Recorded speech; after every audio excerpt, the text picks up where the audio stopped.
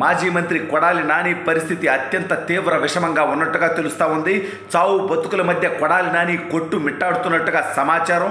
అనూహ్యంగా సడన్గా అతను ఉన్నట్టుండి పడిపోయినట్టుగా తెలుస్తూ ఉంది. అతన్ని చావు బతుకుల మధ్య ఆసుపత్రికి తరలించినట్టుగా తెలుస్తూ ఉంది. అసలు కొడాలి నానికి ఏం జరిగింది, ఏ ఆసుపత్రిలో ఉన్నాడు, ఏంటా కథ అనేది ఈ వీడియోలో వివరించబోయే ముందుగా ఇప్పటివరకు మన ఛానల్ సబ్స్క్రైబ్ చేయని వాళ్ళు ఖచ్చితంగా సబ్స్క్రైబ్ చేయండి.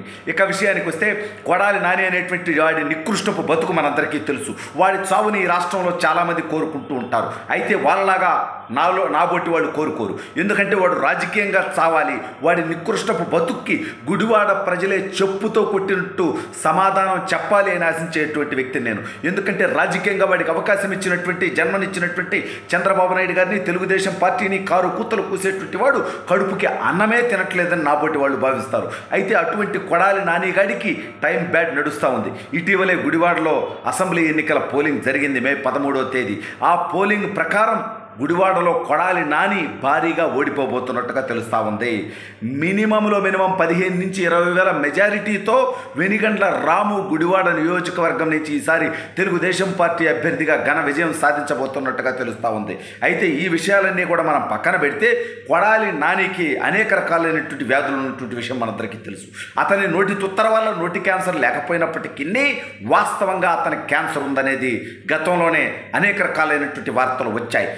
అందులో భాగంగానే ఏకంగా బసవతారకం ఆసుపత్రి, ఏ బాలకృష్ణ గారిని, ఏ చంద్రబాబు నాయుడు గారిని, ఏ తెలుగుదేశం పార్టీని తిడుతుంటాడో ఆ బాలకృష్ణ గారు చైర్మన్గా ఉన్నటువంటి బసవతారకం ఆసుపత్రికి కూడా వెళ్ళి టెస్టులు చేయించుకున్నటువంటి విషయం మనందరికీ తెలుసు.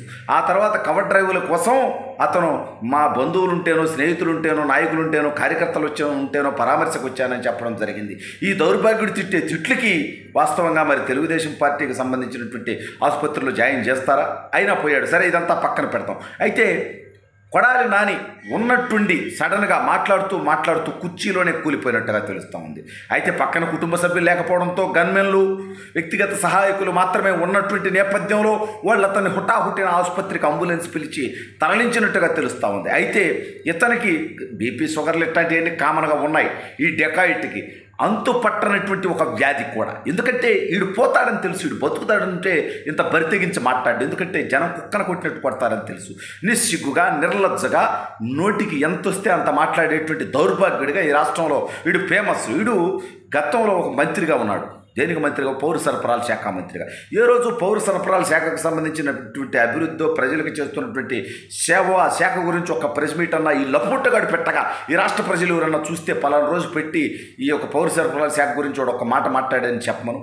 సన్నబియ్యం ఇస్తానని మాట ఇచ్చి సన్నబియ్యం ఇస్తానన్నావు కదంటే ఎవడమ్మా మొగుడు చెప్పాడంటాడు. ఈడమ్మా మొగుడు దౌర్భాగ్యమైనటువంటి స్థితిలో ఈయన్ని కనబట్టి, ఈడిట్లాంటి దౌర్భాగ్యం, నీచుడు, నికృష్టుడు భూమి మీదకి రాబట్టి అసలు శాసనసభనే భ్రష్టు పట్టించి ఇవాళ బూతుల శాఖ మంత్రిగా, పౌర సరఫరాల శాఖ పక్కన పెట్టి బూతుల శాఖ మంత్రిగా ఫేమస్ అయి ఆ ఉన్న మంత్రి పదవి కూడా పీకేశాడు వీడికి.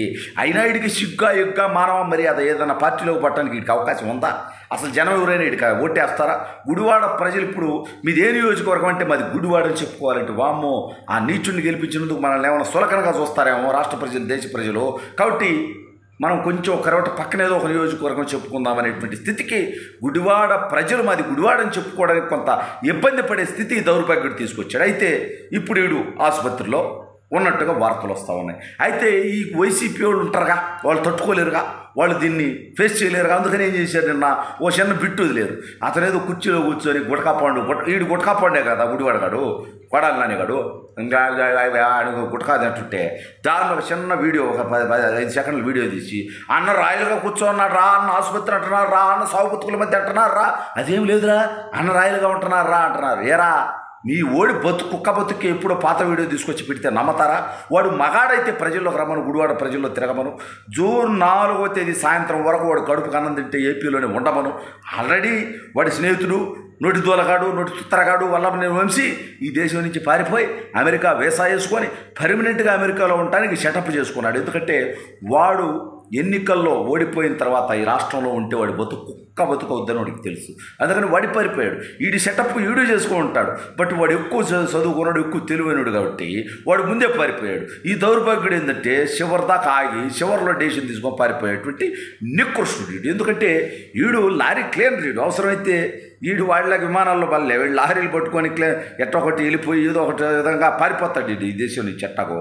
అయితే ఇప్పుడు ఈ దౌర్భాగ్యుడు వచ్చేటువంటి ఎన్నికల రిజల్ట్ రేపు జూన్ 4వ తేదీ గుడివాడకు సంబంధించినటువంటి రిజల్ట్ కూడా వస్తుంది. అందులో గుడివాడ ప్రజల్లో ఈసారి చైతన్యం, కాపుల్లో కానీ, బీసీల్లో కానీ, ఎస్సీల్లో కానీ, కమ్మల్లో కానీ అన్ని వర్గాల్లో కూడా కొడాలి అనేటువంటి దౌర్భాగ్యాన్ని ఓడించకపోతే గుడివాడకు పరువు తక్కువ అయ్యేటట్టుందనేటువంటి ఉద్దేశంతో ఒక ఉద్యమంలా గుడివాడ ప్రజలు యొక్క కొడాలి నానికి వ్యతిరేకంగా భారీ ఎత్తున ఓటింగ్లో పాల్గొన్నారు. తెలుగుదేశం పార్టీ వెనిగండ్ల రాము గుడివాడ నియోజకవర్గంలో ఈసారి 20,000 మెజార్టీతో భారీ ఎత్తున గెలవబోతా ఉన్నాడు. అయితే ఈ కొడాలి నానిగాడి ఆరోగ్య పరిస్థితి ఏందనేటువంటి తొత్తర ఉంటుంది. వాడు బతికితే ఏంటి, ఉంటే ఏంటి, పోతే ఏంటి, కానీ దీని మీద క్లారిటీ ఇవ్వాల్సింది ఎవడు? ఆ కొడాలి నానిగాడే మీడియా ముందుకు వచ్చి ఒక్కసారి చెప్పాలి.